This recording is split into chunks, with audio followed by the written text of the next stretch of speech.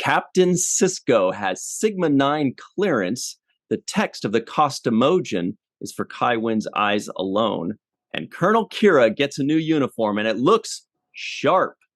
Hello, everybody, and welcome to the Seventh Rule with Cirroc Lofton. Hello, hello. My name is Ryan T. Husk. You know we're going to talk about that, by the way. Today we're doing a review of Deep Space Nine, Season 7, Episode 21, entitled When It Rains, written by Renee Echeverria, directed by Mr. Michael Dorn. This was May 5th, 1999. Where were you? We have a very special guest today, Colonel Kira herself, also looking sharp, Nana visitor.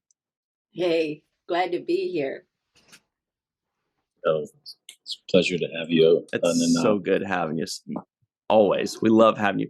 This might be the last time that you come on this show, Nana, because we are approaching the end of the series at warp speed. We only have, Cirroc, 4 episodes after this of Deep Space Nine?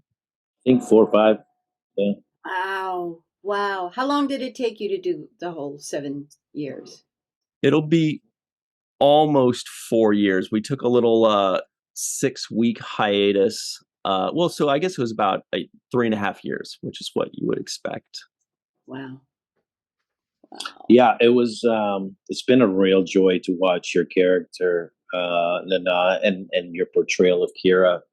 And now in this 7th season, it's like, particularly with this episode, we're getting like a full circle on how your character started. You started off as this freedom fighter, as the rebellion, leading the rebellion.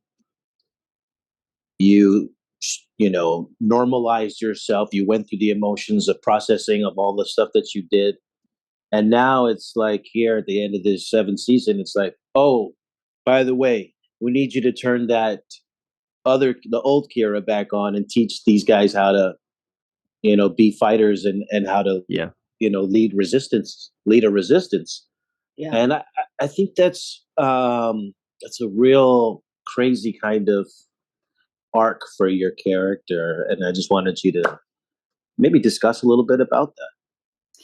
Yeah, it's the wisdom. It's coming through, you really, anything that you've been through, even things that you learn, you can't really teach or share until you've digested them.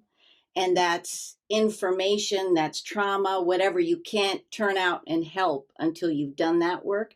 And I feel like she's at that point now where she can turn around. Although, I have to say the scene where I'm sitting there eating the awful food and I'm with the Cardassian, that was, and then I finally throw it. I felt like that was the atmosphere of this pandemic phase we're in. I feel like everyone in the world kind of feels like throwing their bowl of awful food. It's like just one more thing. It reminded me of this time of going, okay, this is what I've got to do. She's not emotionally involved yet with wanting to help the Damar and the Cardassians. This is duty, I thought it looked like to me. But it'll change. I love that scene. I'm so glad you brought that up, because that was like, I had to watch that scene. I don't know. I think I watched it like 10 times because Really? Just that scene. Yeah. That part where you get angry leading up to it, because Odo makes a reference. He says, well, they asked him about what did you think was going to happen to your Bajoran prisoners? And he says, I thought they were going to get justice, but then I realized that you Cardassians don't believe in mercy and justice or something like that. And you're just heartless, cold-blooded people. It was that moment I saw Kira take pleasure in Odo saying that to them. There was a moment where you smiled and you were soaking that in. You were like, oh God, I love it. Just tell them. Because of course their intention was to separate us and to, turn us against each other. And it just like, nope. Because you defend him right away. You're like, you don't have to answer that. You tell him this is a trap. This is a setup question. They're trying to do this to us. You don't have to answer this. We're not here to play their little word games. And then he said, "Don't worry, I got this, babe. Yeah.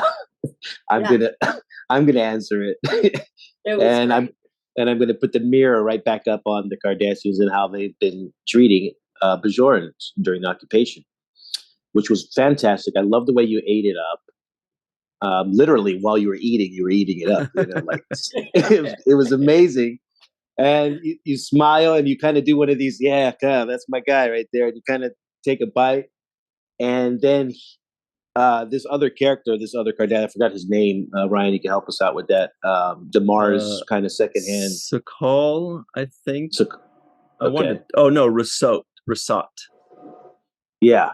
So I actually, quick, I called him Damar personally because because Damar was always kind of like the second sidekick bounce off character to Dukat, and then now that Damar's in Dukat's spot, I was like, oh, that's Damar's Damar.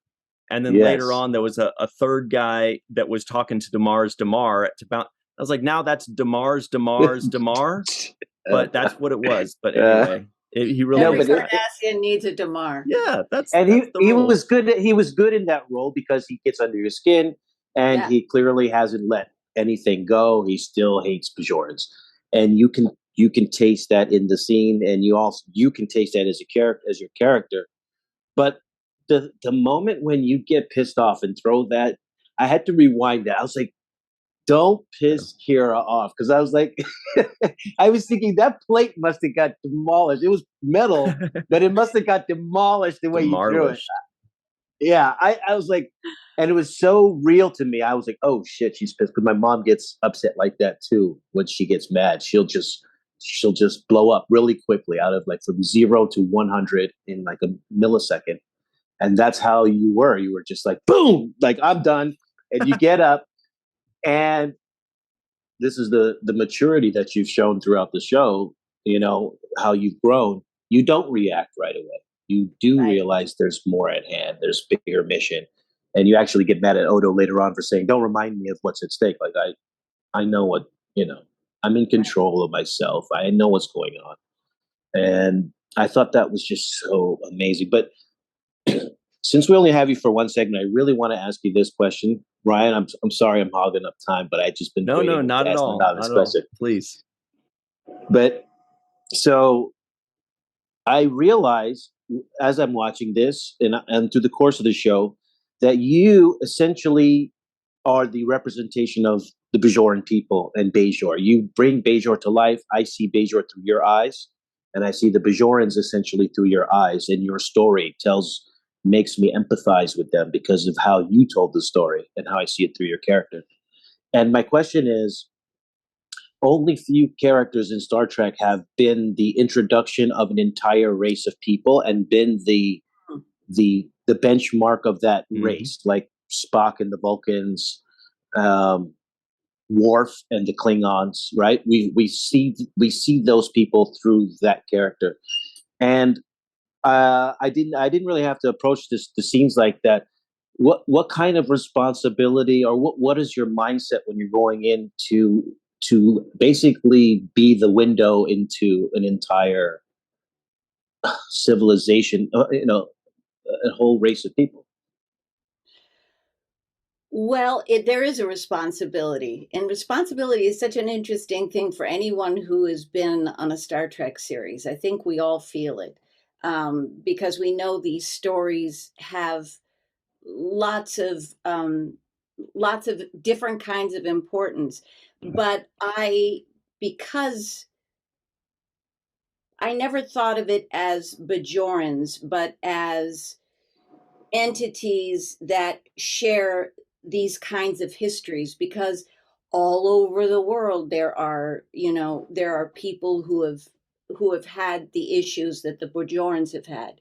So instead of thinking of it as a Bajoran responsibility, I felt it was a responsibility, a collective of people who have been through something like this and want to see themselves represented, want to see themselves maybe behave in a way that they couldn't at the time, or they did, and they want to see the satisfaction with music behind it, Mhm. because we get Yeah. the music, the hero music behind us.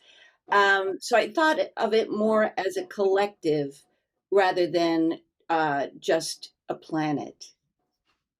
And did you think of it also like kind of being the voice for some of the voiceless, some of the weak that were not able to fight like you were able to fight? It didn't have the courage that you have.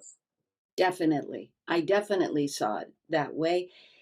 Uh, and that's, I would do this little mantra when you know it well at 2 or 3 in the morning when you go, I can't, I'm just gone. I'm mentally disassociating from my body now. Mm. And I'd call myself back going, 20 years from now, someone is going to need comfort, going to need a voice, going to need to be distracted, going to need a good story, whatever it is. That, and I would always think of just one person. I go, okay, that's it, I'm back, and I'm doing it for them. And it's so weird now, it's 30 years later, and and I do talk to some of these people, and it was important for people on all kinds of spectrums who could zero in on Kira. And I think it helped that she wasn't specifically, this is how I felt about it anyway. I felt like she was spirit. Didn't really matter the body she was in. Maybe it did to some people, but it never did to me. It was like spirit. And anyone could go, I need that right now. I need to look at that right now. I need to conjure that. That's true.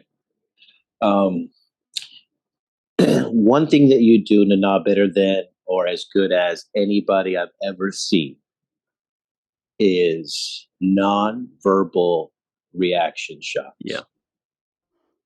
And I thought this episode had incredible moments where you weren't saying anything, but I was hearing so much.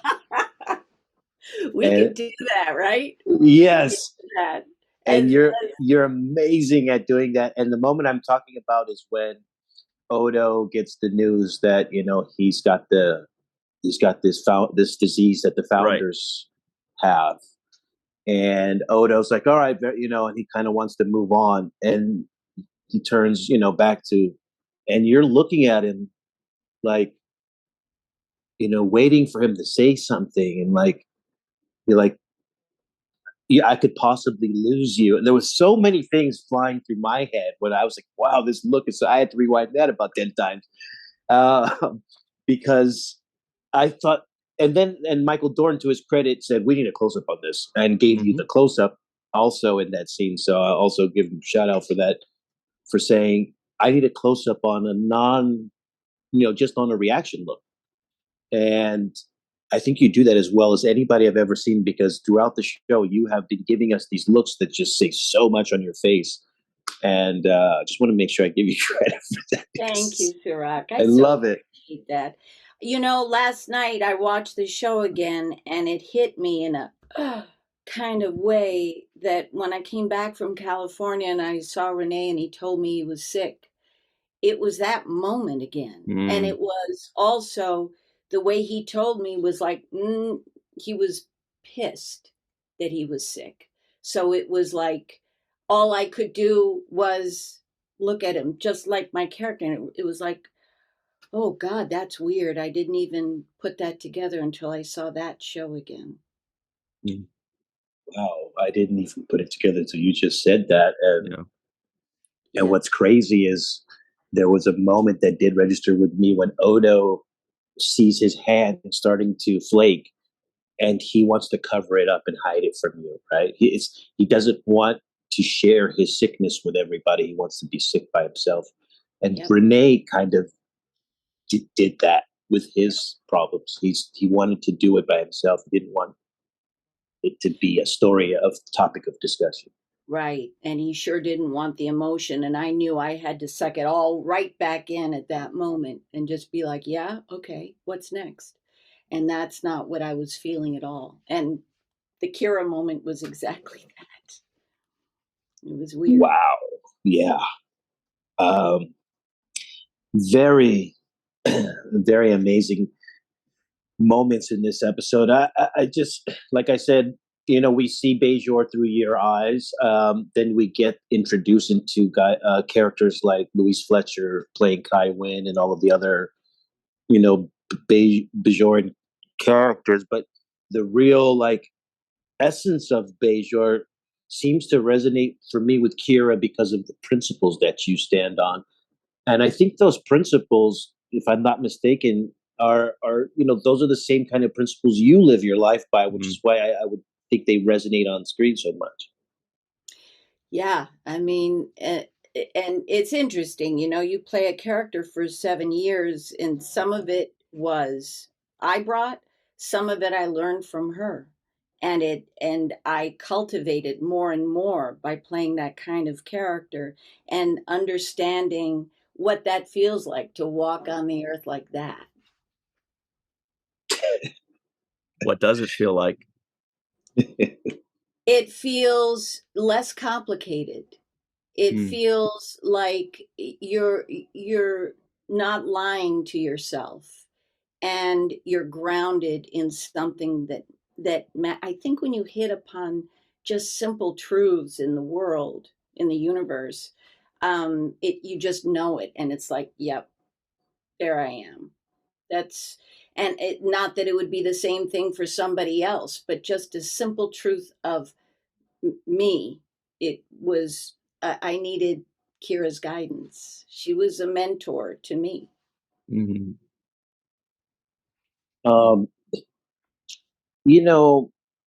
When I look back on the whole experience, I have very specific memories that stand out more than others, right? Even episodes that resonate with me because they were something that touched me, and so I was attracted to those episodes, and they stand out, and the filming of those stand out. But one of the things that stands out like that, and we haven't gotten to it, but we will, is the love that you showed me, both as a human being, but also as their character towards my character. I felt like you were the most maternal character that Jake really had on the show. Hmm. And I know that I don't know the circumstances quite exactly because I haven't seen it yet, but I know that the show's going to end kind of with me in your arms, or the two of us. And that's one of the memories that sticks out in my head.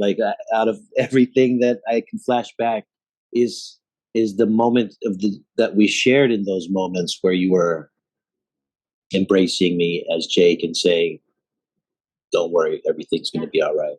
Me too. Me too. Those stand out to me. It's what is that? What is that between actors? It's Avery would say God shows up, right? He'd say that was a God showing up moment, and it was always like that with you. It was, I mean, it was easy to love you. It was easy to see who you were, this sweet human. So yeah, that was always a joy. I wish there had been more scenes between us. I think I'm going to say that because people always say, "What do you wish had happened that didn't happen?" that. Yeah, there was a magic there, and Yeah. it wasn't expanded on enough because we could have had more moments where I confide in you about something that I couldn't tell my dad, right? And I Yep. felt comfortable saying it to you. But if you're going to have a moment, the last moment of the last show. Oh yeah, yeah. Like, we had a big one. Well, the fans would have wanted that too. I can guarantee you we would have wanted to see more of that because it would create more of a dynamic of kind of blurring the lines. You talk to Cirroc, you talk to Major Kira or Colonel Kira, and it's about her boss and in a way her mentor, and it would really, and Deep Space Nine was always really good about exploring these interesting dynamics that, it would have been great to see. We would have liked to see more of that, I'm sure. Yeah. And also I can imagine the dynamic between me and Sisko. Right. And maybe sometimes he doesn't like it so much. Mm-hmm. Yeah, they could have expanded on that. And actually, if they do ask me, I'm going to say that too, because in my head canon, in my head, that's what actually happened because you did that off stage, right? You were there for me in those kinds of ways when the camera wasn't running or it wasn't in the script. And, I thank It's you so for that. funny. Cirroc, it's so funny because I thought at the time that you couldn't stand it. It's like, no, stop. And I just thought, no, I'm not going to. He Isn't was a that funny? teenager. Yeah, yeah. It's good to know. No, I mean, like I said, I have very strong memories of us being in that moment together and it feeling real to me. It Mm. actually, like it, I haven't seen it yet, so I haven't even watched this episode, the final episode, but I just in my own memory, it felt real to me, the two of us standing looking out at the stars and, you know, Yeah. wondering what tomorrow's going to bring, but knowing that I was comforted by your presence. And I guess that's what I'm saying. You are comforting Nana to the show, to everybody around you. And it's part maternal, it's part your courage and confidence and, your abilities, but it's just a pleasure and a comfort to be around you. This is true, guys. This is exactly a memory that stands out. Like out of all the memories on the show, I remember Nana as Kira, but also just Nana, just being there for me, being the person who gives you a hug and says, "Don't worry, everything's going to be fine. You'll be all right. I'm here." When people say what do you see happening, I say I see, you doing your life, but I'm still on the station and there's connection. It's like you would come and have those discussions with me that young men have with mentors. Yes, Yeah, I yes. that's what I always see. I don't see becoming Kai. God, I hope that that's not what, I know some places they do, but that's not what I see. Not at you all. know, and this episode we actually get some of you opposite Casey. I think Casey has grown too in this show as Damar and really found his own being this conflicted character, having to represent Cardassians, but also kind of needing you, right? And having to kind of bow down to your superior knowledge in this particular area of combat. And once again, we're seeing DS9 talk about something that we need to look at now. How do we speak to each other? How do we approach, two different sides needing to work together? And they do it over and over again. But it's not easy, is the answer, but you keep going. How do we speak to each other? That's a very good, because that did come up in this scene where Garrick is saying, "I think it's inappropriate to ask that question. I wouldn't do that." Yeah. And I don't think it was helpful that he said, "Ooh, you're lucky. She could have killed you." But I believed him though. I believed him when he said it. He was telling him the truth. Because Yeah. the way you walked off, it was like, I'm sparing you because I know that you're trying to help defeat the same enemy that I have. So we'll be fine as long as that's the case. But as soon as we don't have the same enemy, you know what the deal is. It's so interesting. Renee said I think it was the last time I saw him.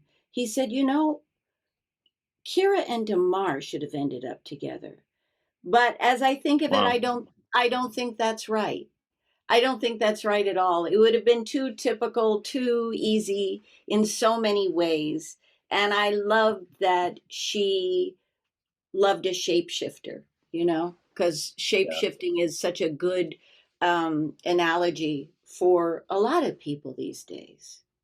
Well, and Kira and Damar had their own story and romance in a way, in that they ended their story with mutual respect.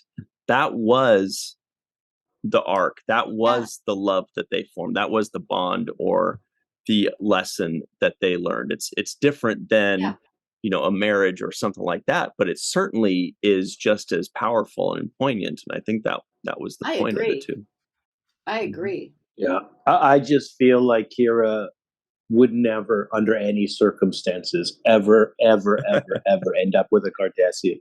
It's not going to happen. No. Unless it was Damar's Damar.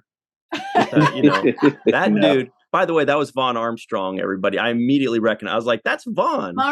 Damar's Damar. Seskal was his name. Yeah, you can see him kind of in the background a little bit, and you immediately see his profile. You're like, that's Vaughn. That's that guy. He only had a couple lines. He may have. He's probably going to be in the next episode or something. I would imagine, because they just kind of introduced those characters a bit. But yeah, that was him. And let me just talk before we leave me, because I know you need to go and talk about the rest of the episode. Wearing the uniform. Yes. Big deal. It was big, and I loved it. I wanted to ask you, actually, I mean, first when I saw it, like I was blown away. Like Cirroc is definitely the guy that knows more about wardrobe than I do and notices it more.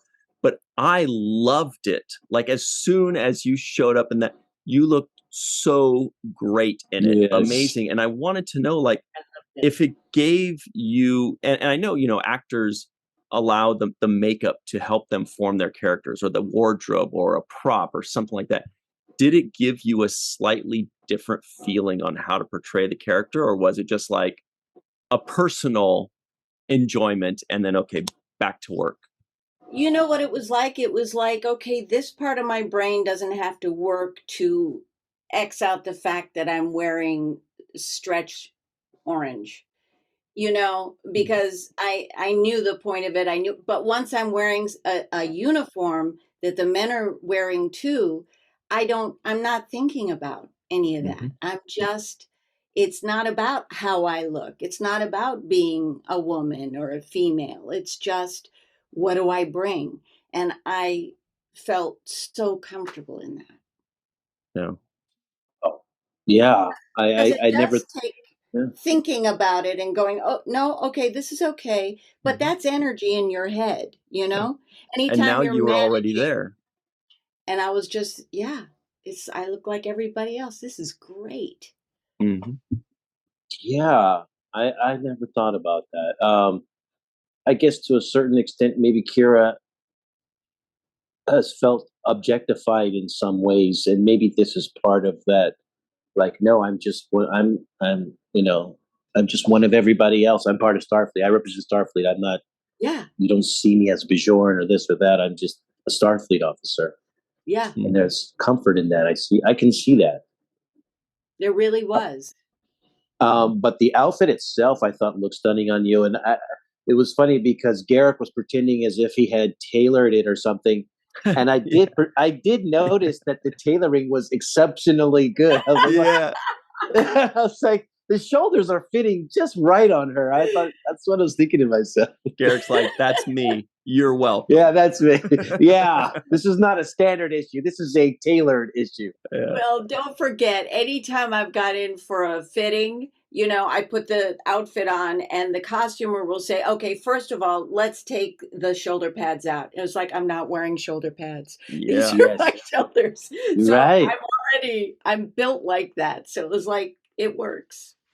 It does work. And you look just beautiful in it. You look marvelous. That's one thing I really love about how dynamic your character is. I've told you this before, but the range is just, it's limitless. And you give us your range when you're talking. You give us your range when you're just not talking and you're reacting to somebody.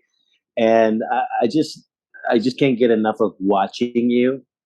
And I really like it when you get pissed off sometimes, because I like when you get pissed off. It turns me on a little bit. I'm like, oh, but I pulled it back. I pulled it back. I didn't lose it. Yeah, but it's something. Good. It's very attractive. I guess some people are attracted to that, and I'm one of those people that are attracted to a fiery person who wears their emotions, and and reacts. And yeah, I like that spice. Yeah, I like the spice. So just kudos to you. And just you held it back, Nana, but you took it out on those boxes pretty hard, by the way. Yeah, I did, really didn't I? For it. Yeah. Oh, God, yeah. Feel free to break some boxes up if you want. I can't imagine how much fun that scene must have been. You're like, so I can just kind of, and they're like, yeah, go nuts. Go crazy. Let it out. Well, speaking of going nuts, I thought she was going to go nuts when she was face to face with the Cardassian in that moment behind you. I thought she was going to go for a low grab and say, hey, crap. But I don't know the Cardassian anatomy. So I was like, uh-oh, he better protect his gonads. Here. Yeah. You have no idea. Yeah. I was like, he better protect his privates because she might just give him one. I know that the men always had a problem with, it was like, because it's built that Kira is, he says she would have killed you, or, I flip a guy because we've worked it out. And some of the guys, it really bothered them. It's like, this is silly. This wouldn't have happened. And, it's like, well, no, you've got to actually, look at Michelle Yeoh. I would think that she's a dangerous weapon to, for real. So I don't know if anybody's seen any of those UFC fighters, but there's a few women in the UFC champions that I wouldn't mess with because they get me to tap out. Hell no. And also when you're a fighter and you've trained your whole life kind of being a resistance fighter like you have, of course you would be better than some just regular layman off the streets who, just got handed a rifle 2 days ago. There's no way that you wouldn't, you've been in so many combat situations and close contact situations. I totally thought that you would be able to kick somebody's ass. Yeah. Something emotionally that I always felt is that I, as Kira, was like, I don't care how this ends, but it's going to end. I'm going to keep going until it does, one way or the other. Doesn't matter what happens. And that is also kind of that. It's almost on the edge of crazy. It's almost on the edge of crazy. That you go, that's dangerous. So I always felt she had that danger too. It's like, I don't care what happens to me now. We're going to do this. Like I told you, my mom is like that.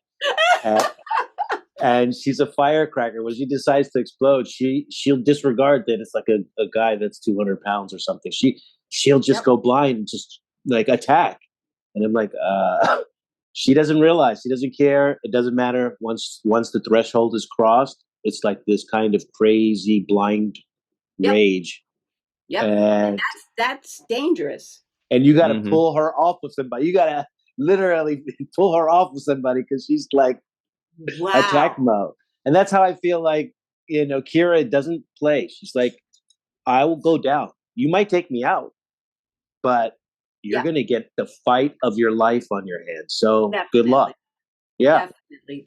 That's how I approached it. And that's what I felt. Yeah. It definitely comes across. And there's a good chance she's not going to lose too, by the way. She's like, I might go down, but probably not. Probably Don't bet on it.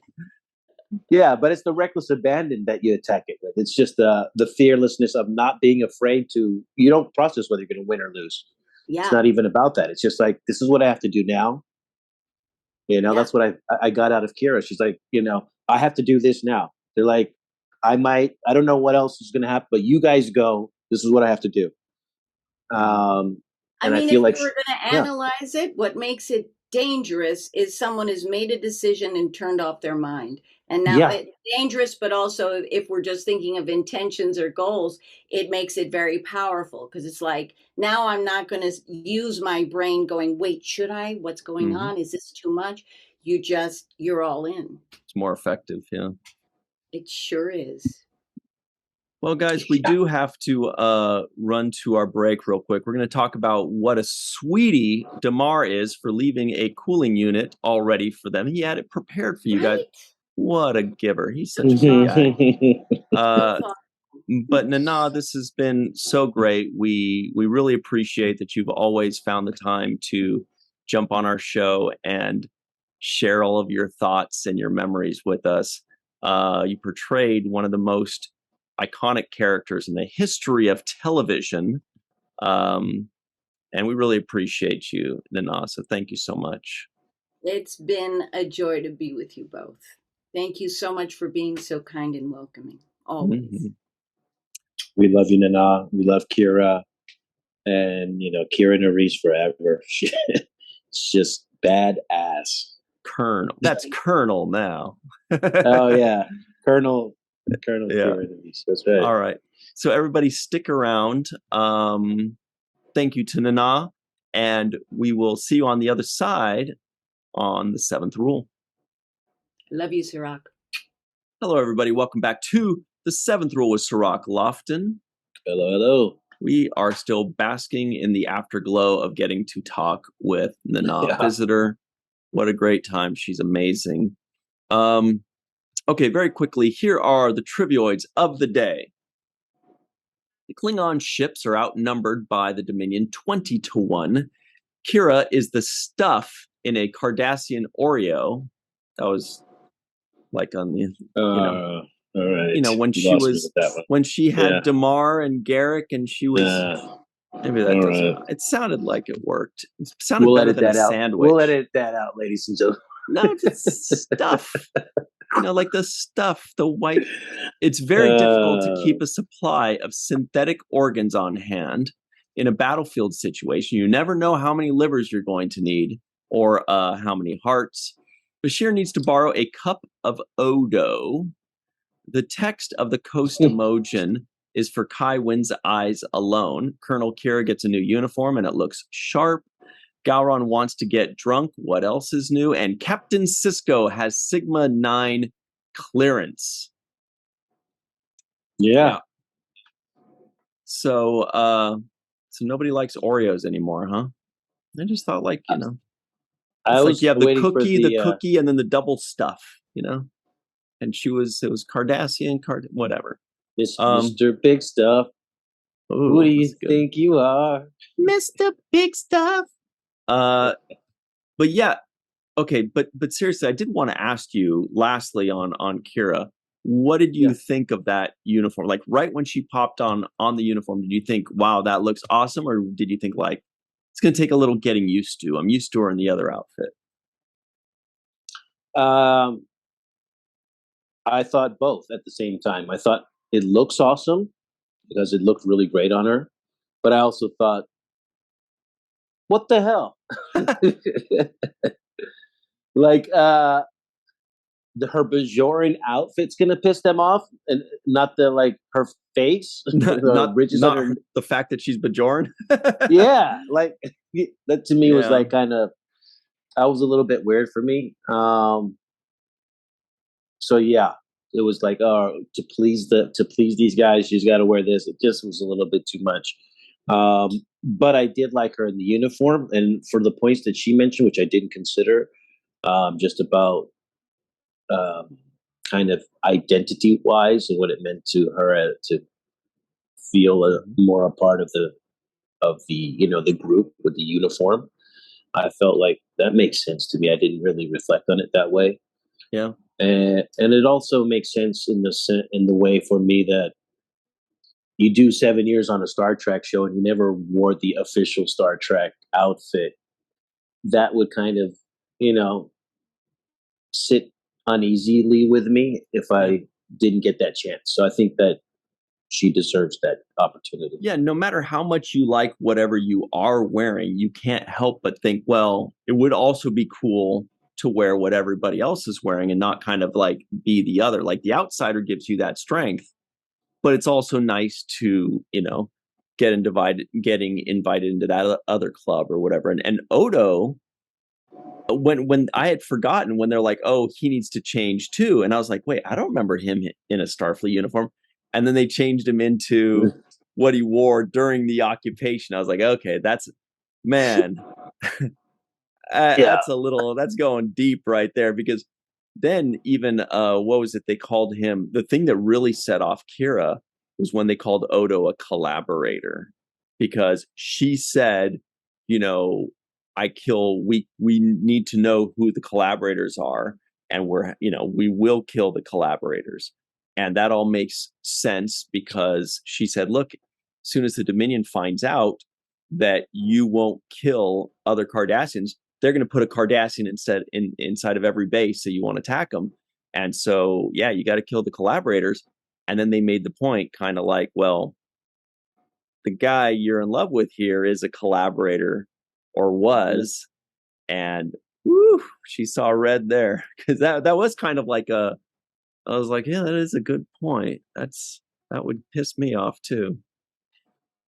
Yeah, they were digging deep, and that's actually great writing. I wanted to mention that Renee Echeverria and Spike Steingasser. Oh, I didn't catch that. Another one did. Yeah, I never saw his name before, so I was. Oh, you're right. Yeah, the story. Yeah, teleplay by Renee, and the story was by Renee and Spike Steingasser. So yeah, he must have pitched it or something. Right. But the writing, I thought, was very well layered in those kind of intricacies of like, okay, well, he's a collaborator and you're a collaborator. So there were a bunch of those kinds of moments where I thought the writing was intricate and, well done. He also, this Spike fellow, he has 2 writing credits, a story by in this episode, and a story by in a Next Generation episode, season 7, episode 13, Homeward. So good for him. Good catch. Yeah. I loved Garrick in this episode as well. Andrew Robinson, I thought he had some moments of levity that were just great. One of my favorite was when he was making the case that Kira can't be dressed as Kira. And he says, he calls her a ragtag band of terrorists. No offense. He throws in the no offense there, like, but as he completely offends her, right? And she obviously waves it off because she knows how Garrick is. But we also got Odo in a cup. He had to pee in a cup from his finger. It's just like something you've never seen done before. He did kind of make that embarrassed, like there was almost like that uncomfortable situation, as if you were right. You would think that he would just go like this, okay, here you go. But I don't know if that was the directing or if it was written in there like a little awkward moment, or if that was just Dorn being cool. But that moment, he's doing that, and he's like a little bit more and Odo kind of seems like shy, like as if the doctor was watching him pee, like that's how made I it felt like too. That kind of moment. The way he I felt the same thing. He might as well have just turned around and filled the cup up like he was trying to get trying to get privacy. But there was that moment, and I feel like that was directing that made it where it's like make it seem like you're peeing in a cup and you're not really comfortable with him watching you. Yeah, because Odo played it like that, and he even said, "I need a little more, just a little more." By the way, since we're on that subject, here it comes, ladies and gentlemen. It's been a while, but it's time for the nitpick number 4. Dr. Julian Bashir says he needs a cup of Odo, but that was not a cup. That was like an eighth of a cup, and everybody knows it. It's a teaspoon. He should have said, "I need a tablespoon." I don't know if they have 26 hours in a day. I don't know if they have like 2 ounces in a cup. Whatever. And you know what? When I saw that, I was thinking, doesn't he need that? Isn't that like, that what? Doesn't he need that? Like, don't you need the whole, like, I felt like the founders needed all of their juice. I thought they were going to make a joke that he like looks a tiny bit shorter or something like that. Like, oh no, you look a little. You lost weight? Shorter. It's like, part of me is back with Dr. Bashir. I'll get it back though. Don't get used to it. Yeah, I was thinking of a different corny Odo joke. So we're on the same page of corny Odo jokes. Mine was when he was going to switch clothes. If I thought he was going to put the tuxedo on that he wears at Fix and say, "It's not appropriate." No, just that would have been cool. He does that, and they're like, no, wrong. That would have been fun. And then Odo's just overdressed. Stuck for the next 3 episodes down on this outpost in a tux, going like, like, Kira, you should have told me. Don't wear, a tux. And she's like, you just looked so good. I didn't want to ruin it. You looked like you were proud of yourself. Next time I'm wearing something inappropriate, you have to tell me. Exactly. And then they said Odo was infected when he linked with the other founder. And I was like, was that an STD? It was something. Because they all kind of intermingled and they do their. They answered my question later on with the whole Section 31 stuff. But how cool is that, though? That Section 31 created that virus, infected Odo deliberately, so that Odo would then infect the rest of them. Yeah, unfortunately, it's not that crazy now that we've lived through the last 2 years. Before, I would have said, this is totally not even plausible, but now I'm like, were the writers really, what kind of crystal ball did Ira have? Because I swear, everything they wrote about, some way or another, in the headlines, and it's kind of like, it's just kind of ridiculous. It's almost like, wow, it's amazing. It became more relevant as time went on. Like in the headlines right now as we speak. So it's like, it's not outdated and it's actually current. It ages very well. Very well. I love the moment where O'Brien and Bashir are really good buddies. They remind me of Jake and Nog because they're just, they're good buddies. And when Bashir tells O'Brien, hey, I've got Esri coming here. I told her I'm going to go over her medical records, but I really want to talk about something else. Man, O'Brien hits him with isn't that unethical? And for the first time, somebody called him out on as soon as he said that, I was like, man, I don't know what rule that's breaking, but I feel like it's breaking a few professional and moral rules. And Starfleet. Yeah. Where he's like, oh yeah, I'm her doctor. I did a full physical on her and I want to talk to her. What's the big deal? I'm going to call her back and she has to come see me because I'll tell her it's about her physical. And so it's like, what kind of power trip? So she's coming along like concerned, like, oh my God, he needs to talk to me in person about a physical. And he's like, he didn't even like say, well, it says here on your chart, blah, blah, blah, blah. And then move into, he was just like, she's like, you want to see me? He's like, yeah. So I just noticed that you didn't want to talk to me. And I kind of was wondering what's up. And she what happened with you and Worf? Yeah. She should have been like, are you fucking serious, bro? Yeah. I'm walking out of here right now. And if you do this again, I'm telling Captain Sisko. And I might still tell him. Last night because I thought I had high diabetes. It runs in my family.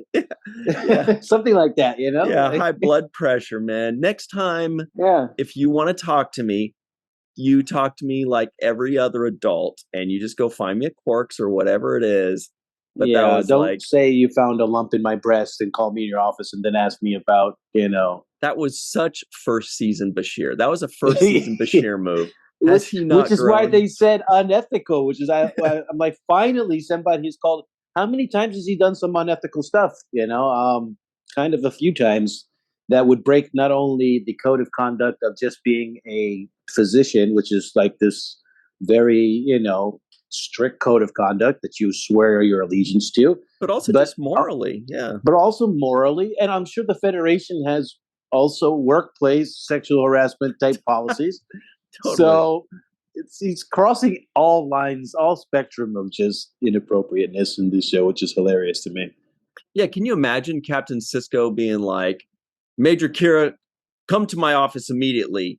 And then she drops everything, comes over, and he's like, so want to have a drink? I was just kind of thinking that, we could hang out and cuddle. Yeah. Did you sleep good last night? What? I got you a candle. Yeah. But then O'Brien does a great line too when he realizes that he's supposed to leave the room because he knows what's about to happen, and he does his uncomfortable like, "Oh yeah, oh sure, haven't seen you in days," and I love that "I haven't seen you in days" line that he delivered. I thought it was just super comical, but. I mean, this episode, it was like 5,000 episodes in one. It was so much going on. Yeah, we had the first half felt like it was a Klingon episode, right? And then the second half felt like it was more Kira Cardassian centric. But yeah, we haven't even touched on the Klingons yet. They're cutting their hands. They're drinking their blood wines. There's all kind of weird political intrigue. Gowron's taken over. He's showing off his cool eye skills that he has. Yes. Yeah, and you see Martok like getting upset about what's going on, and then they have the whole other storyline with the Kai and Dukat. I mean, that was another story. There was several storylines going on at the same time in this episode. It was just like boom, boom, boom, switch, switch, switch. Yeah, Kai Wynn and Dukat. What's the story there? Like that's well, when Dukat goes blind, I'm like, what the hell? Like, I didn't expect that. No. I was not expecting him to go blind. But that does lead me to my other nitpick of the day. I actually have two today, and so Captain Picard's going to have to work overtime today. It's time for another nitpick number one. When Kai Wynn says the Coast emoji is for her eyes only, Dukat's standing 3 feet away, looking straight down at the book and can literally see the open pages and the same exact text that he saw. Why didn't he go blind then? And if she thought that it was for her own eyes only, why wasn't she like holding it close to her? Like, don't look, you dick. You're going to see, I could see it. And then I'm looking from the camera's view that's 20 feet away. Yeah. I mean, I don't know what their reasoning behind it. Maybe he wasn't reading it. I was kind of curious to know if he could even read Bajoran, right? Because isn't this a Bajoran text? Yeah.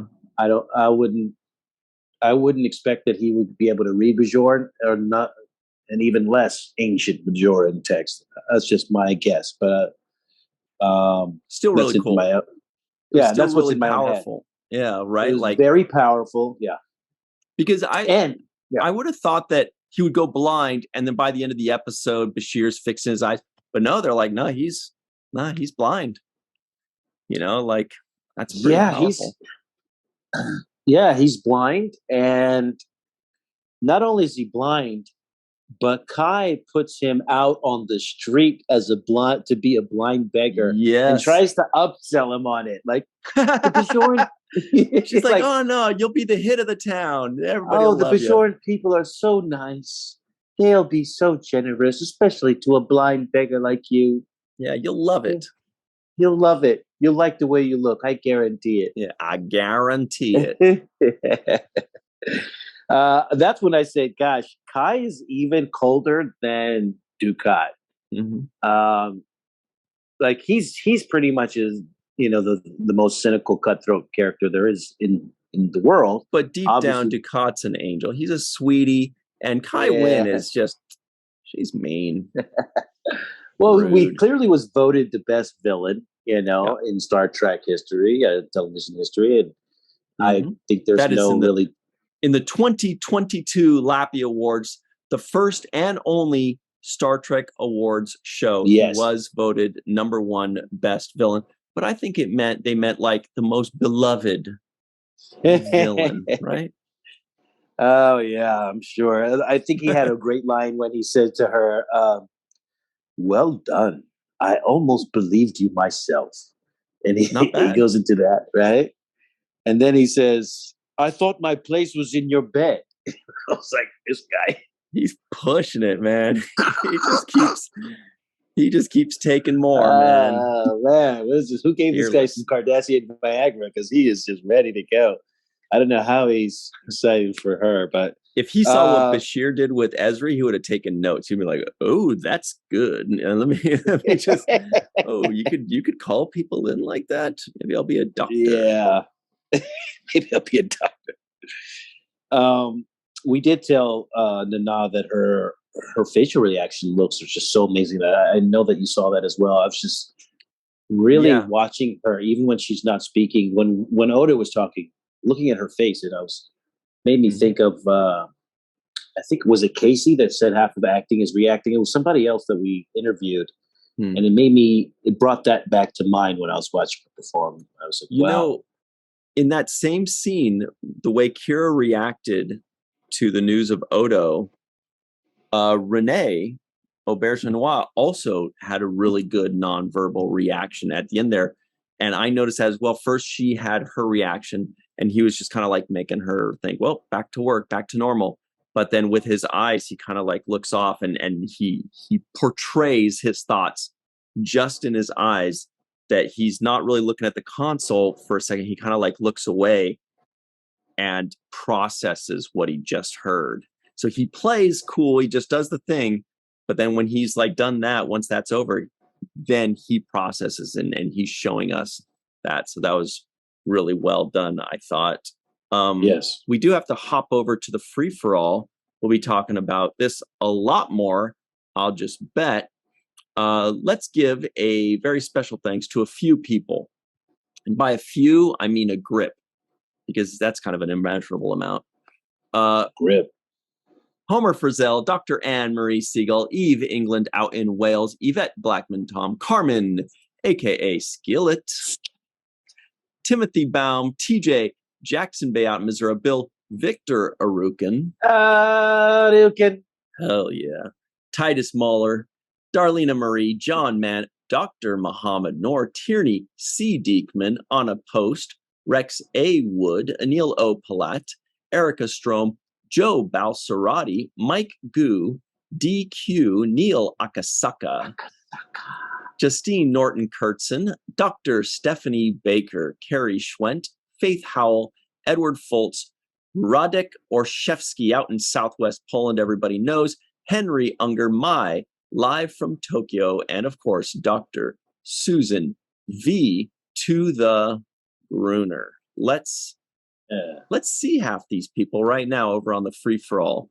Everybody stick around. We'll be right back on the Seventh Rule. Hey, everybody. Welcome back to the Seventh Rule with Cirroc Lofton. Hello. This is the free-for-all. We had a ton of fun before we hit record. We're going to hopefully continue to have fun talking about this glorious episode and all the many great scenes and plot twists in it. With us, joining us are Malissa Longo. Hi there. Hello, and good morning and afternoon and evening. All the way from Sweden. We have Dr. Susan B. Gruner is also here. Anna Post, Gold Du Scott Jensen, everybody knows. Carrie Schwent is here. Grandpa One's going to give us a red card if we get out of line. Eve England is here with a Cat Pack shirt made by Melissa. Faith Howell is hanging out around Deep Space Nine as per usual. We've got Matt Boardman showing off his Steph Curry endorsed Under Armour hat. Mai is live from Tokyo, I'll just bet, wearing a Radical VTC shirt. Tierney C. Dieckmann is the Borg Queen. Like she disappeared for a second there. What was that mug? Nice. King Arthur. One. Looks like blood wine mug. Homer Frizzell is also here wearing a Radical Kira shirt, by the way. That is apropos. Ed Foltz is here. And Katie Carr is wearing looks like some kind of starship shirt. It's Voyager. Voyager. To the journey. And Dr. Mohamed Noor. Did I get Dr. Mohamed Noor? No, not yet. There he is. All right. Let's have some fun. On a post, we can't have fun unless you lead us into the fun zone. How do you feel about this episode? Oh, I like it. It's starting, it's, kind of the beginning of the end with like the resistance on the ground and, working with the Cardassians and the whole reveal with Section 31 having, which the first time I had gone through was a little afraid that was the case, but then that confirmation that really it was Starfleet that was killing the founders. I think it was a lot of plots a long time in the making that were finally starting to all coalesce to ramp up to the ending. Mm-hmm. So sounds like you were like, I liked it, but I didn't love it. That's what it sounds like. Well, it just gets, knowing what's coming, it gets better and better, but it's that shove that starts the rock rolling down the hill, which is nice. All right. By the way, Jake Sisko guesses the IMDb score. No. all I heard was shove Cirroc down the hill, and what did I do? Effective my skills rocks. And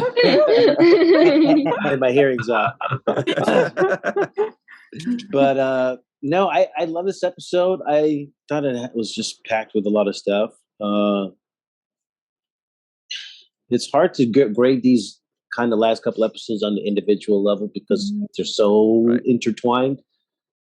But there were some moments that I thought were really A+ in this episode, especially with Odo and Kira and the back and forth. So I'm going to say, I want to say 8.3, 8.4.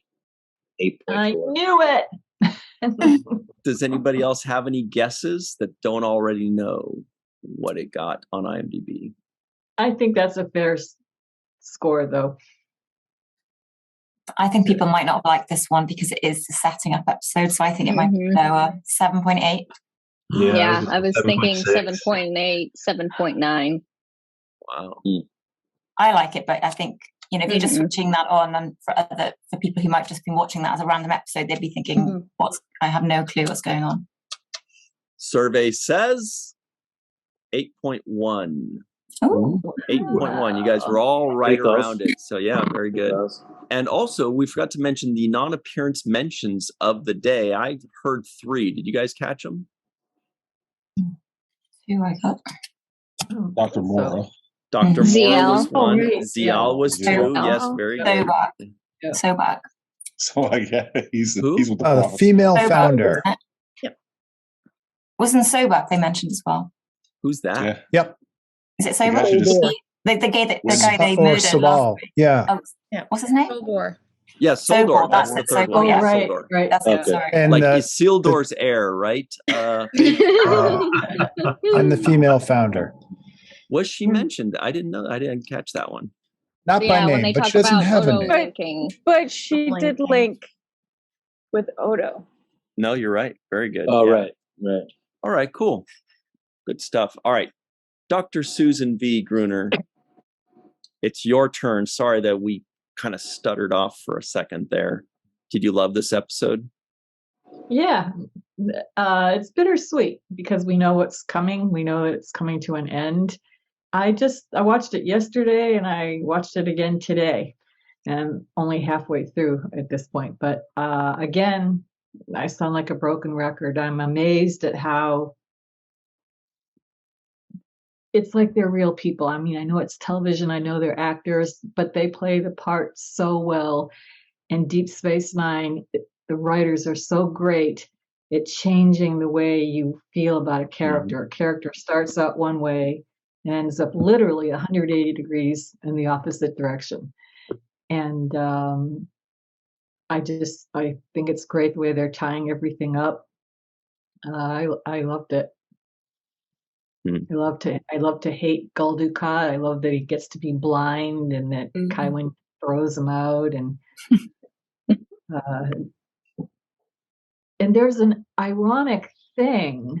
She makes a comment, Kaiwin makes a comment that like only the worthy, the Pirates are gonna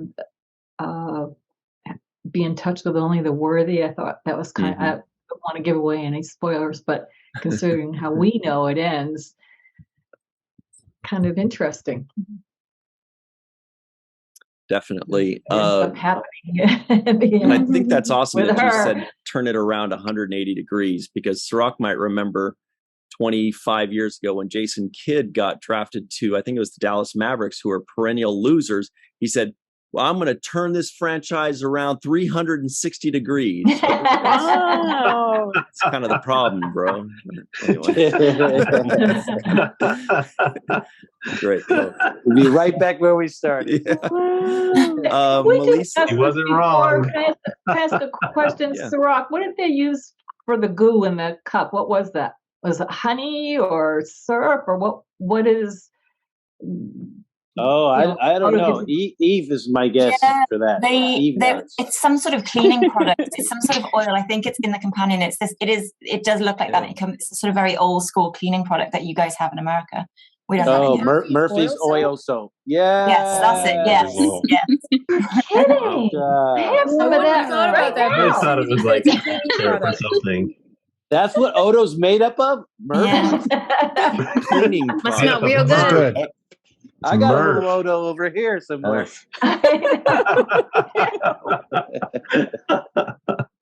What's it back though? Yeah. Melissa Longo is here today, and if you need to clean your bathtub, be like, Odo, get over here, right? Yeah, of Get course. soap scum off here. How are you? Did you enjoy this episode? I really enjoyed this episode. And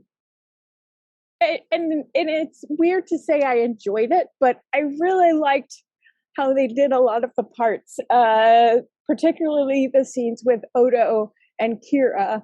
And in the runabout, when they find out that he has the same disease that the founders have, and the look on her face when she's looking at him, it just breaks my heart, because she wants to do everything she can, but there's nothing that she can do, you know. And then I love her reactions with Damar and the other Cardassians, and the journey that Damar's come on. And I really like Bashir and O'Brien in this, and trying to figure out how to save their friend Odo. It's really great. And Quark too. And I was reading on IMDb that Vaughn Armstrong was in this episode. Yeah. Oh yeah, I spotted him.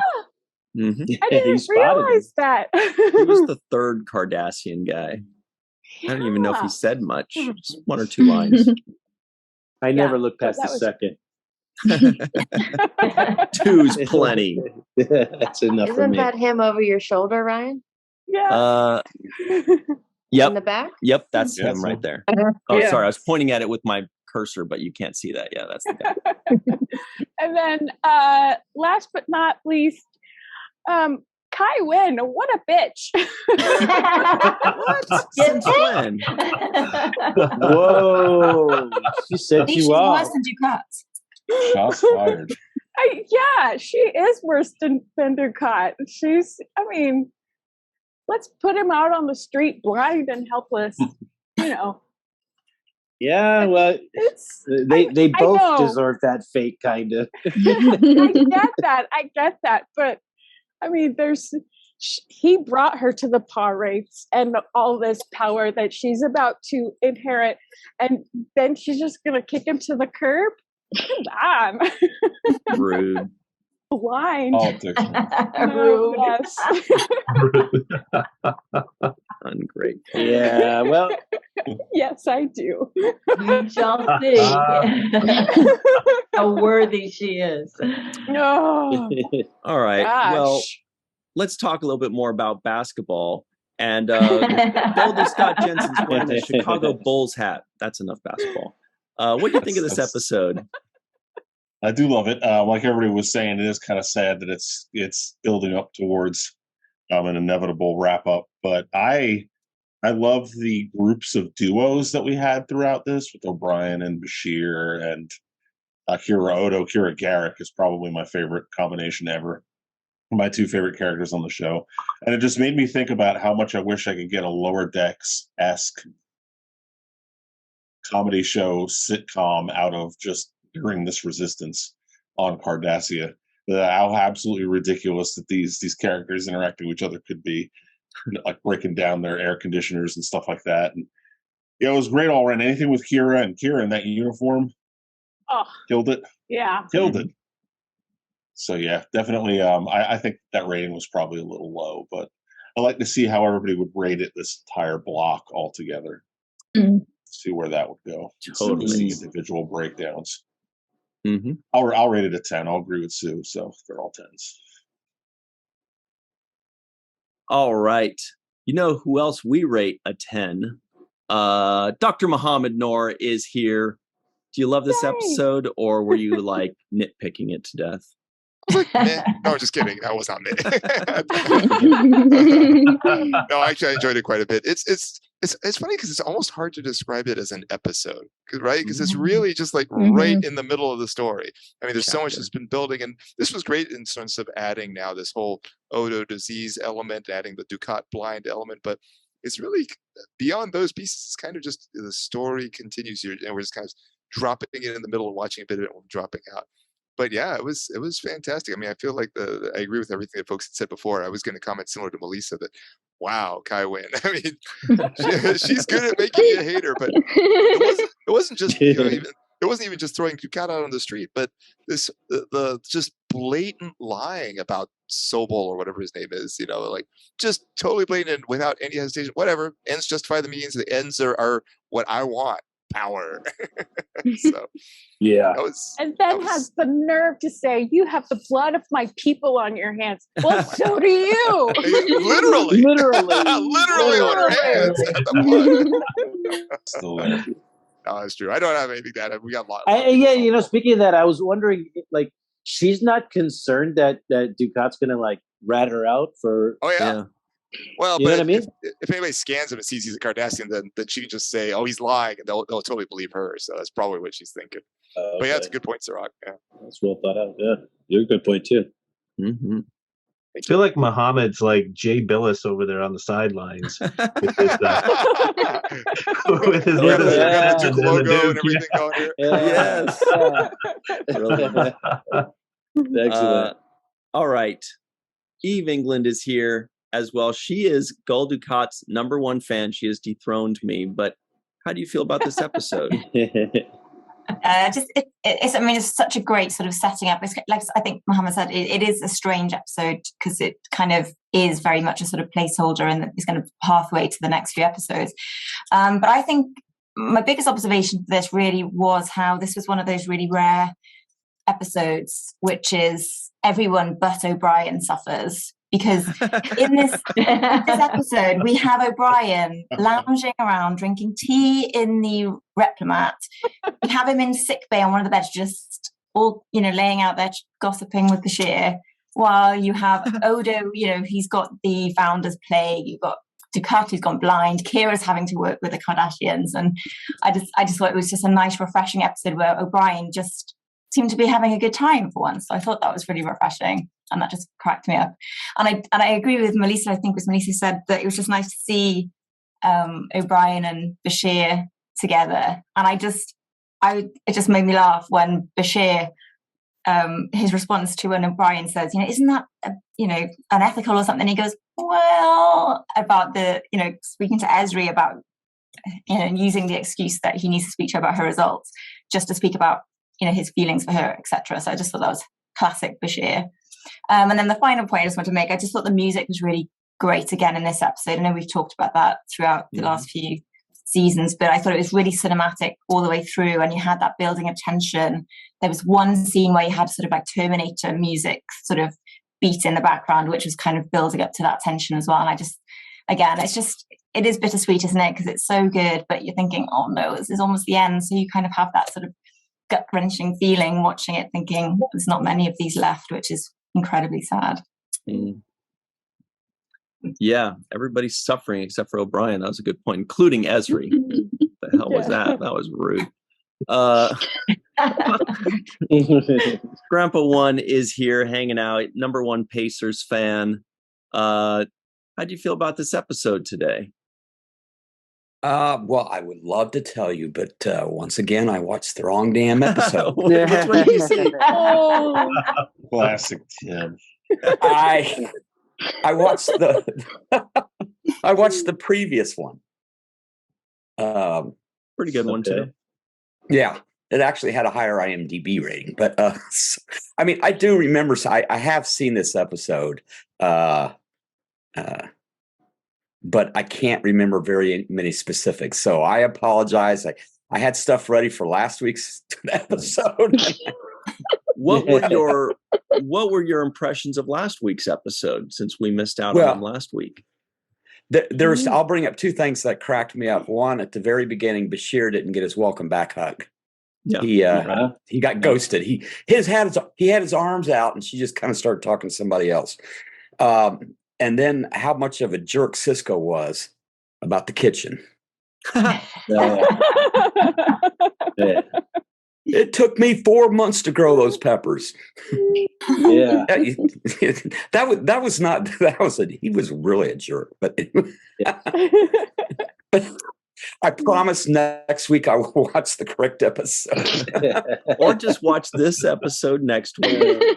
And then we'll have a very special episode at the very end where I'm the only one, because it'll be the Tim segment. Last week. Everybody else watched the finale last week. All right. Carrie Schwent is here. I'll just bet she may have watched the correct episode this week. How do you feel about it? I did, and yeah, it's very, very good. I got a couple different things. Plus, I'll start off with the haiku. So we have Gowron takes control. Kira gets new Starfleet threads. Odo donates goo. That whole little exchange with the two of them, and Bashir's like, no, a little more? Can I have a little bit more? The look on Odo's face was just priceless. And then later on, when Garrick's taking care of Kira's threads, and he's like, yeah, you got to change too. So then Odo does his little snap, quick change, and just the glowing look on Kira's face just gives you the warm fuzzies. I love moments like that. She's just, oh, look, he did it again. That's adorable. And then later on, he gets to comfort her when she's having her, I'm so mad at everybody, I'm just going to throw some stuff around and kick a few things. I mean, we've all been there. We all need to get the rage out. With me, I like empty, like cardboard boxes that haven't been collapsed yet. You can kick the heck out of them. Nothing. All your leg's going to be a little bit sore, but it's all going to be fine after that. And with the whole bit with Ducat going blind, dude, she told you, don't read the book. What happened? You read the book. And in the immortal words of Julia Roberts, big mistake. Big. Huge. Sorry, I just watched the Pretty Woman musical last night, so that quote is fresh in my head. And I have a question. I wonder if there's a deleted scene or something, but how did he get the key that he used to open the book? Yeah, like, he just pulled it, magically stole it out of his pocket. Yeah, I thought he like found it underneath some hidden like place or something. No, he didn't show it. He just walks in and pulls it out of his pocket. And I love the smug grin on her face after she kicks him out on his fanny. Yeah, you go be a blind beggar for a while. Come back when you got your sight back. He leaves, and she just slowly, the grin just gets bigger and bigger and bigger. I like how you brought up the tailoring scene with Odo, and I like how Garrick was being critical of Odo's outfit. He's like, that looks a little drab. I don't know. Like, we're in the middle. Seriously, like that's the last thing we should be worried about is the colors that I'm wearing. Like, I don't know about that. Let me see. Turn He's around. gonna be seen with him. Exactly. Oh yeah. He wants to do a full fitting and stuff. Like, come on, man. Let's go. Let's get out of here. Oh yeah, for sure. And who doesn't love Robert O'Reilly? I love any scene he's in. He is just adorable. Mm-hmm. The best eyes in Hollywood. Oh, yeah. The biggest too. Yeah.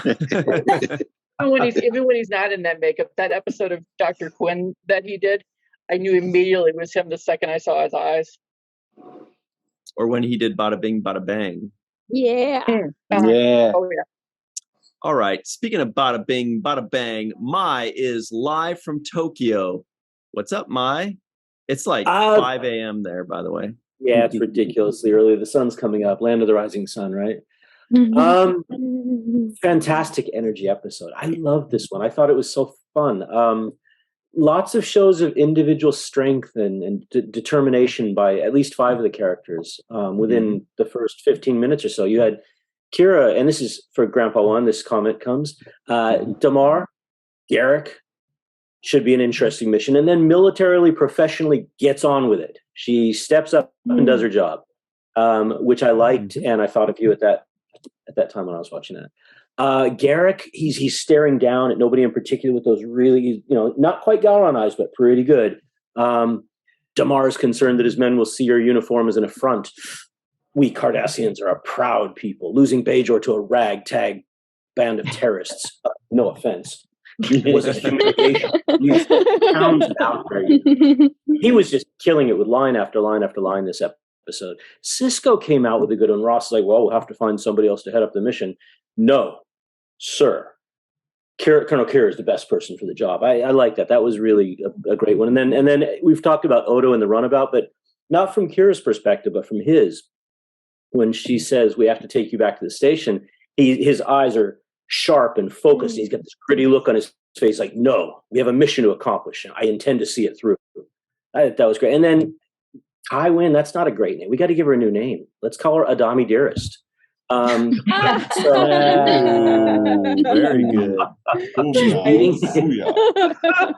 Throwing him a hanger, leave me. I've had enough of your distractions. And then that look out of my room, you. But one nitpick, I mean, really? This far in the future, and we're just discovering guerrilla warfare and human Cardassian shields? But I guess in the 90s, this was still a topic of discussion. But since we have Kira, I'm going to take one last second. Since we have our possible last episode with Nana Visitor joining you, let me talk a little bit about how the Japanese language really screws up your connections of characters in Star Trek, because when you think about the relationship between, say, Jerry Ryan, John Delancey, Kira Nerys, Jerry Ryan, you're all thinking, what the hell is she talking about? 7 of 9. 9 is Q in Japanese. So is she part of the Q continuum? John Delancey's a Q, right? So there's that. And then you have Kira Nerys, who's played by the actor Nana Visitor, and Nana is 7, not with this different accent, but flat accent. Nana is 7 in Japanese. So you got 7 Visitor or Nana of Q. I don't know. It's just 7 seasons. I need to get some more coffee, but yeah, it's this is watching Star Trek with Japanese in your head. So anyway, over to you folks. Mm-hmm. On that same note, Nana, everywhere she goes, there's a parking space waiting for her. It says visitor parking. I thought you were going to say number 7, because the apartment complexes have the number. Oh, well played. Where's the cowbell? I know. Oh yeah. Okay. When you say Cirroc, it says visitor parking, right?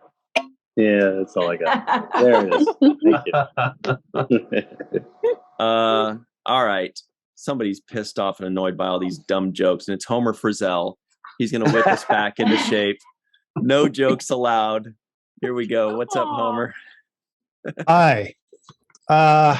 Okay, so I think everyone's going to be covering most stuff. So I just want to mention 2 things regarding this episode. One, I love the scene where O'Brien and Quark are talking about, and O'Brien says he'll about keeping it under his hat. And he's looking at Quark's head, and I'm just looking at Column there, and it's like you can see like he is thinking about, wait, that would be a big hat. You know, he's thinking maybe about a hat wouldn't really work there and keeping it under there. So I like that moment. And then the other one was, I have to think that during this episode, or when it took place, Section 31 was active, but during Borg, I think that maybe they were on vacation, because it's the same setup.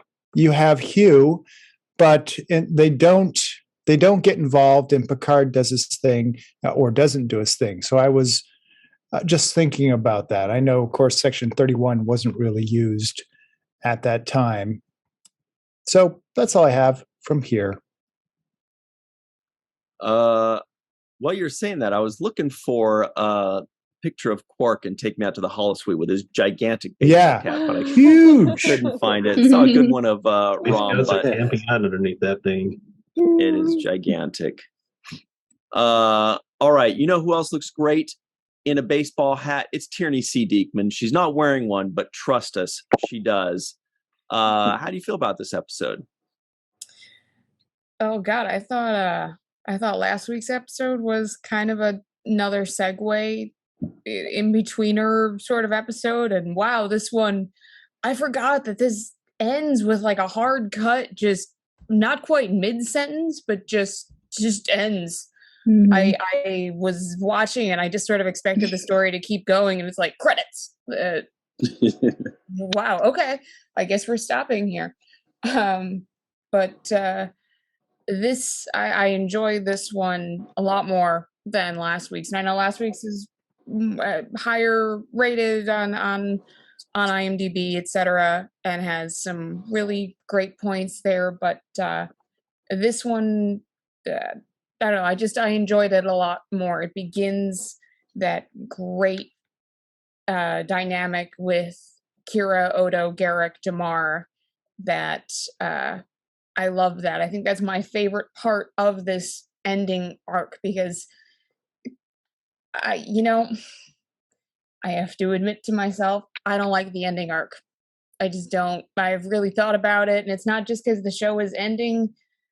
It's just storyline wise, it's just not, it doesn't hit me as enjoyable, like maybe just like it used to. It's maybe just too many watch throughs at this point, but something about it feels just rushed, and that it is very possible. Like there's a bit in the companion and on IMDb and other places that they admitted that they felt that Dukat and Kai Wynn's story came in a little too early, because they basically are cut out kind of in this episode for a little while, at least for their like the headiness of what's happening, and they could have pushed that out, or smoothed it across a few more episodes and things like that, and I don't know, it just sort of loses me in things, because there's so much that has to be happening, and if you're really not paying attention to everything, you miss a lot. So I think it might just be desensitization after watching it this many times. But how many it's times? This at least 10, at least, probably closer to 20 by now. So I would say it's probably more personal biasness than anything. But the title is definitely perfect for it. When it rains, it pours. Everybody, kind of, except like what you've said, is going through their own little personal hell. I love Kira in this. You really, really get to see her hatred come through in that scene in Sisko's office when he's saying, you're going to go and teach Damar how to be a terrorist, how to use these same tactics to rise up against the Dominion, because you are the perfect person for this. and you're going to go with Garrick, who's also the perfect person for this. And Odo is as well. And she's just like, are you kidding me? This is, I mean, trying to put yourself empathetically in that position mentally is nauseating. And you can see it in her performance. And it's wonderful. And then I love her in the Starfleet uniform. It's Nanaz. She's gorgeous and everything, but damn, that uniform. Oof, wonderful. And then, as Carrie mentioned, that scene with her and Odo when he just goes back into his drab, and Garrick's like, yeah, I don't think so. This is not fashionable enough. I do have to be seen with you. And Kira does just look happy and like, shut up, Garrick. That's my man. And this whole dynamic for them is the best, to me, representation of their relationship. I thought their relationship when they got together seemed kind of rushed as well for the series. They could have done more for Odo, explored, more of what he had to get together with Kira, as opposed to just sort of a wham bam, he has feelings for her and suddenly she has feelings for him. But they developed it well, and by now this is great. And then we go over to what's happening with Gowron coming in, and he's still trying to steal glory. It doesn't matter what's happening with the Dominion War. He still has his political grandstanding that he has to uphold. And it just, he doesn't care. This is all for his goal, just as Wynn. That's all for her goal. She doesn't care that you have the blood of my people on your hands. Well, yes, so does she, because these are her own personal goals. Good of Bajor, BS. No, good for Kai Wynn, good for Dukat. Power hungry in whatever form it takes.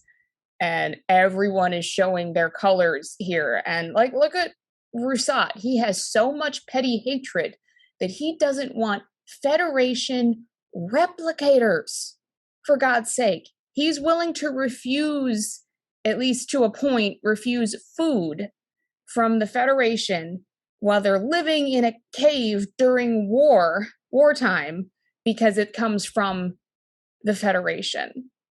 Like, it's very easy to think of this in the real world sense right now with what's happening. I'm not going to, rant/wax political right now, because we all can very easily think of how this relates to our current global situation, which makes it even more poignant and horrifying, how this just keeps playing out and being relevant. But it's, yeah. And then last thing is just with Bashir's ethics are a little sketch. I mean, to bring Ezra in, just have a conversation, and then he's discussing Odo's medical records while O'Brien is just chilling. Like, no, mate, it's what? Like, I know y'all are friends, and Odo would probably not care, but come on. It's something that made me laugh too. Was his back and forth with was it Hilliard and the other guy with Starfleet Medical, and trying to get these records and the scans and the back and forth. And I'm sure Tim is also very familiar with this, trying to deal with military medical. Just, oh my God, just as spouse and what I've had to deal with crap over the last year, it's so relatable. So them trying to also just push him aside, like, nah, he's not going to get anything. Sigma 9 clearance, no. But there's some nitpicks there as far as things that I'm sure, Mohamed, if you thought any deeper on any of this, probably drive you nuts, but you just pass over it now because it's TV. But yeah, but overall, it's a strong episode. I enjoyed it more than last week. next week, I think, will be better. Starfleet genocide. Yeah, Homer's got a great point with Borg.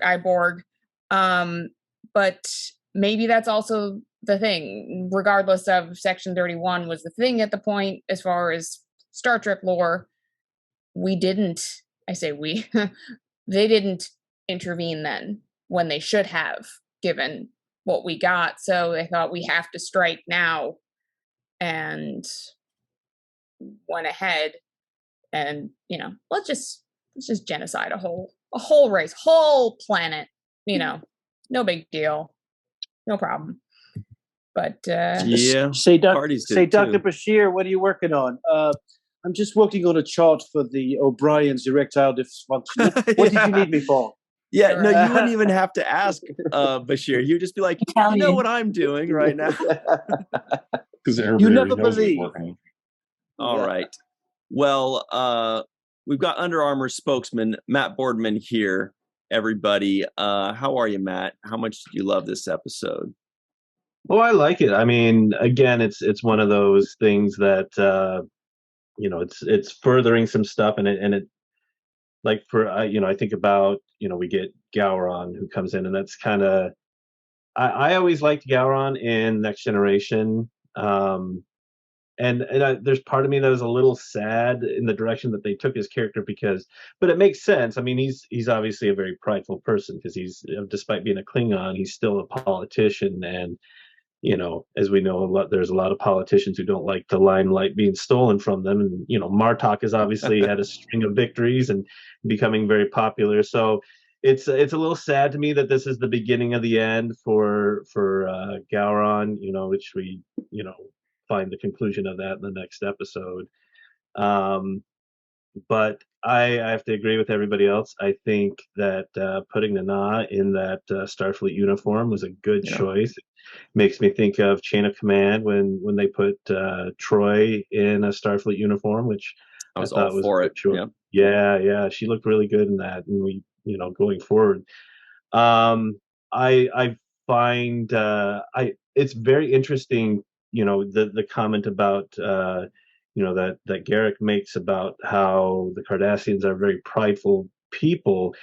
And that's how they're approaching this. Like, it's like Damar finally, he's like, look, I can't take this anymore. I mean, he's been beaten down enough. And so now they're resisting, but they're like trying to handle this the same way. And so when Kira comes in and says, look, the way you guys are doing it's not working, and it's not going to work, and you're going to have to change your methods. It's like you see that moment in his head where he like, oh my gosh, like, yeah, we're not going to be able to do this.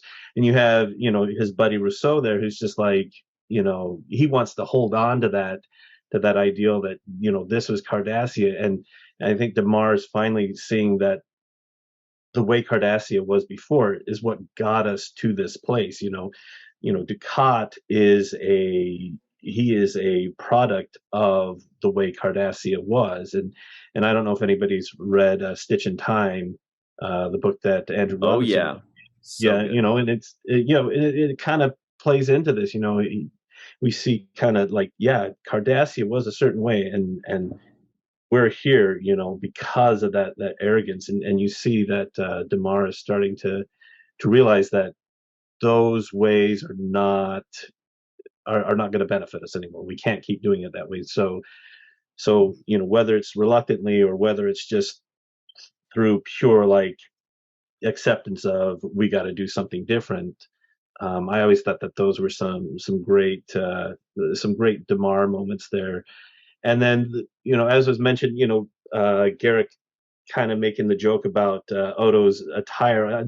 That's one thing I love about the Deep Space Nine writers is it's like that gallows humor. It's like we're in the middle of this dire situation, but let's find something funny to joke about. It makes me think of Rocks and Shoals when they crashed the Jem'Hadar ship and they're coming up on the little raft and everything, and O'Brien says, "I can't believe it."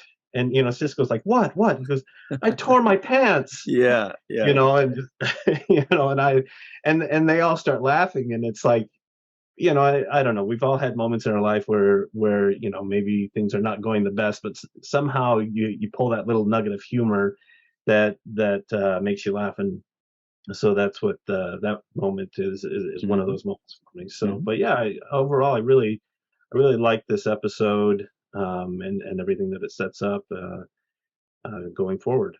I think Rocks and Shoals was the one that also had that great scene between Garrick and Nog, if I remember correctly. Really cool stuff. When they're doing the prisoner exchange, and he says, "Cadet, are you purposefully walking one step behind?" Right, exactly that. Yeah.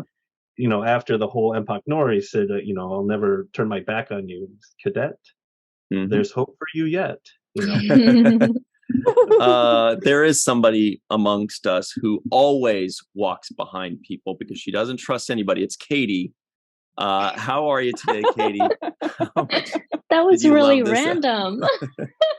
Hi, I'm Ryan.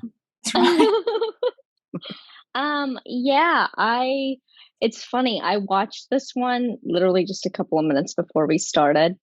And this one and the next one, Tacking Into the Wind, I always watch together. Because it felt like a two-parter. Like I can separate this one and Tacking Into the Wind as a two-parter, even though it's part of the whole storyline. Like these two and specifically, I think they highlight what's going on the most. My favorite part is definitely with Kira and the way that Nana portrayed Kira in this one specifically, because it really shows her growth. Kira in season 1 would never have donned a Starfleet uniform if her life depended on it. So it just really shows the trust and the growth that she had, and willing to put her pride aside to do that. And I thought she looked wonderful in this uniform. I think out of all the Starfleet uniforms throughout Trek history, this one was perfect for her. Like, I don't think she could have pulled off the Voyager uniform or the Next Gen. This one really looked good on her, and it fit her so well. And I really loved the moments between her and Odo. Kira and Odo is one of my favorite Star Trek relationships, and I just wish they would have given them more screen time in seasons prior, instead of having them in different relationships with other people, because I felt that Renee and Nana they had such great chemistry together. And you really see the love and devotion that they put into their characters and the relationship between their characters. So I really liked that. And I really liked Quark didn't have a lot of screen time, but the scene that they did have him with, him being concerned about Odo, was really touching, because I've always said behind that heart of Latinum, he does have a good heart, deep, deep, deep down. So I like that it showed that aspect of Quark being concerned for his friend. Way deep down. But it peeks out sometimes. You know who else has a heart of gold? It's Ed. How you doing, Ed? Welcome. Doing well, thanks, bud. Great. Have you seen this episode recently, or do you remember it well? Yeah, very recently. I kind of pulled a Katie, but not intentionally. I watched it. I hadn't seen it in a while, and then I just kept watching. I watched the next 3. So nice. So it's all one big story. But yeah, loved it. It was great. You just got a Grandpa One muted laugh. Good work on your first try. Well, I'll call that a win. Yeah. I just became a grandpa last year too, so I'll be grandpa too, I guess. But yeah, no, it was a really good episode. I agree with everything he's already said. I thought of current events. What Tierney was mentioning. It's amazing. We're watching over a quarter century old show, how relevant it is. And I get these are timeless historic themes that always come up, but it's amazing the relevancy that this show has had. And I know you all talked about that before. One other thing that kind of stood out to me in this episode is the whole concept of when ideals and the ideals of like the Federation come in conflict with pragmatism and logic, which is why Section 31, was brought in to really highlight that. And that came up when Bashir was talking to the Starfleet medical guy about getting the files and they found out he wanted to cure Odo, and no, we're not going to do that. This could wipe out our enemy. Those themes are always interesting. I think Deep Space Nine did a great job exploring that. The first season of Discovery, not to get too far off trail, did a great job with that as well, with that theme of ideals, principles, and what makes sense, and when they're in conflict, which one wins out. So I really enjoyed that. I want to tack on just really quick, because I know time's an issue with all these people, but I just wanted to say, I found this podcast a couple of years ago after Aaron passed, just searching for more information about him. And I've never been to a convention, don't have a lot of friends that are Trekkies. So when I found this podcast, saw what you guys were doing, seeing people enjoy, love on, geek out on these shows that I love and geek out on, it was fantastic. And I ended up, it used to be when I would have stressful times, I would pull up a Star Trek episode, unwind at the end of the day, and particularly Deep Space Nine. And I got to the point where I started watching this show that was talking about the show that I love so much, to watch people talk about it. Seventh Rule actually kind of supplanted for me for quite a while, watching Deep Space Nine itself. And that's just a testament to what you guys have done in the show. I love it. I'm a big fan, and really, really happy to join in here. So thank you. Wow. Thanks so much, Oh, Ed. sweet. Cirroc. Yeah, that was nice. Yeah, can you believe it? We're like the addendum to Deep Space Nine. That's really awesome. Thank you so much, Ed. Fantastic. We are Damar's Damar. Yes. There you go. The companion's companion. Yeah. But no, that's very sweet what you said, Ed. And I'm glad to welcome you into the community. I'm glad that you found us and you're here now. So once you're in, and we just share love with each other. And welcome. Oh, thank you. Well, as far as I'm concerned, I owe you all a lot of thanks, and appreciation for, and the round table, the free for alls. It's like a tapestry. You're just adding, all the people. So I really love it. So good work, guys. Thank you. When you said tapestry, everybody was thinking that's TNG, man. Yeah, everybody. We can't help it. That word. Well, thanks, Ed. Welcome. We really appreciate you joining in the fun. Faith Howell is also here. She always has TNG on the mind, but she's going to take a break to talk about Deep Space Nine for a second right now. What do you think? So you guys have covered so much of it, and I kept thinking while I was watching this episode that it almost feels like it would be so much easier to talk about the last 8 as one, because they do stitch together. So I'm having a hard time sitting down and really starting this episode and stopping this episode and not talking about before or after. And so I have a few little things that I've picked out of this one, kind of what some of you guys touched on. So every time I go through, it always connects to what's going on in my life, of course. So, I'm going through another period where we're having lots of appointments for the kids and different things. So I've got that medical mind, going, and listening to Bashir, on the phone with, Central Command, trying to get those documents he needs. I was like, yeah, man, I've been there. Give them hell, get what you need, make them do what they're supposed to do. There's no reason you can't have those documents. And then at the same time, I'm like, yeah, but I'm O'Brien too, because, they're just doing their job. They're just a little shaken up by the whole attack on Earth. They're just a little scared. So, I try to see the best in people. And so I was laughing at that little banter back and forth. But yeah, at the same time, Bashir was really like, apparently HIPAA's not a thing in the future, because O'Brien's in the back, and I didn't even notice that. So you guys pointed that one out, but he's delivering this message to like the 3 of them in the runabout. And so you at least think, okay, well, Kira makes sense. They're together. Maybe they would have gone to his office anyway together. But like Garrick in the background, sitting there, obviously paying attention to the whole thing. He couldn't have gone and sat. Don't in the worry, back Garrick never gossips. He's a fault. Yeah, maybe. But yeah, so that was a very interesting choice for the writers to make. And I also, thinking back, I think it was Ira that pointed out that he sort of tried to weave in the care for, like, we love to see ships blowing up.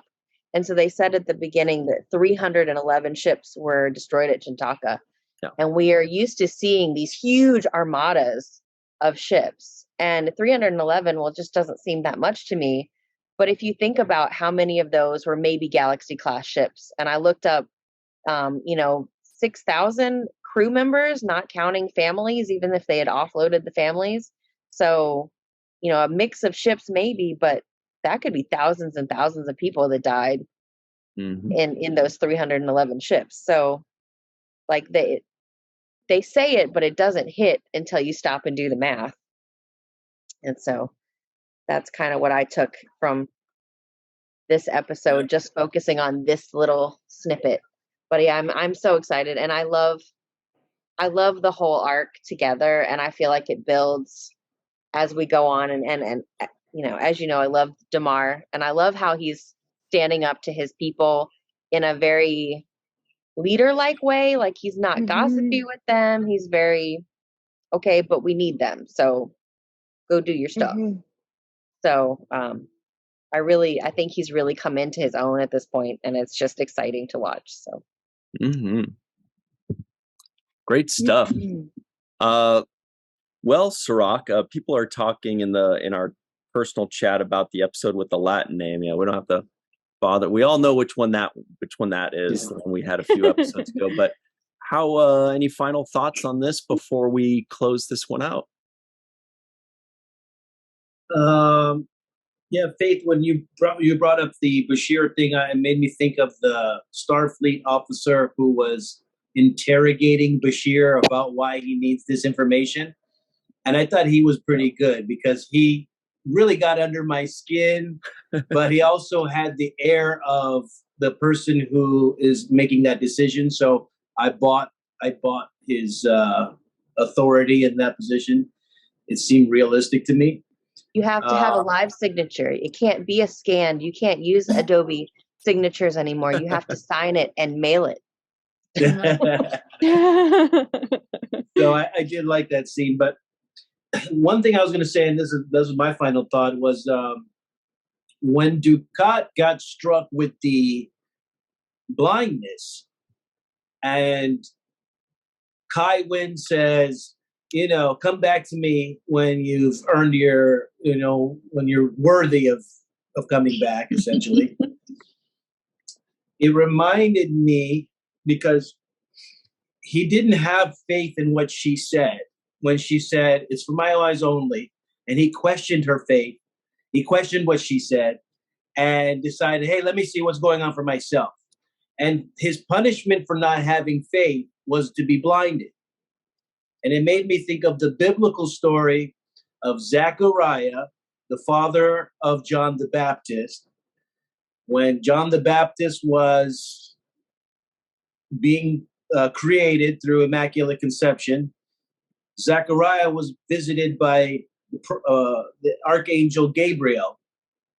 And Gabriel said, your wife will birth this kid through Immaculate Conception, and this is what's going to happen. Well, he didn't believe that. He questioned it. For his questioning the faith, he was struck down with the ability not to speak. So he couldn't speak until John the Baptist was born.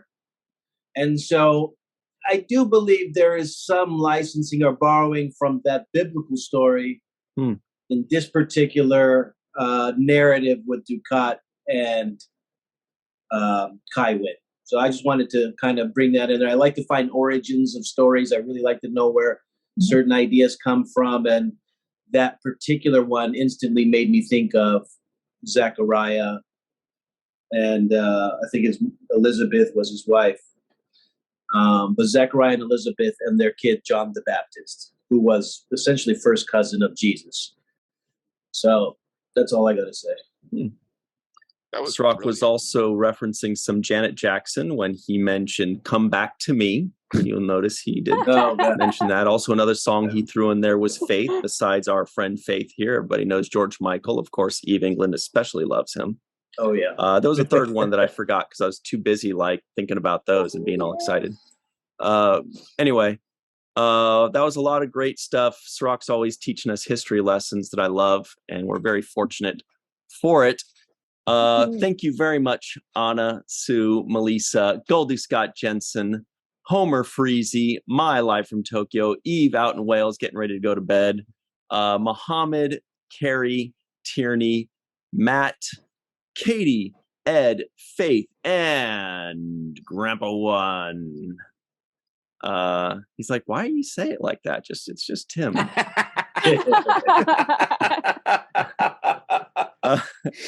Man, Homer still didn't smile. I thought for sure that time. Oh, wait. Oh, okay. Anyway. All right. Thank you all very much for playing with us. For Cirroc, Lofton, myself, Melissa, Aaron Eisenberg, and Russ Hasledge, we will see you next time. We appreciate you all. And always remember the 7th rule. And if you want to watch 6 episodes in a row, you do it. Yeah.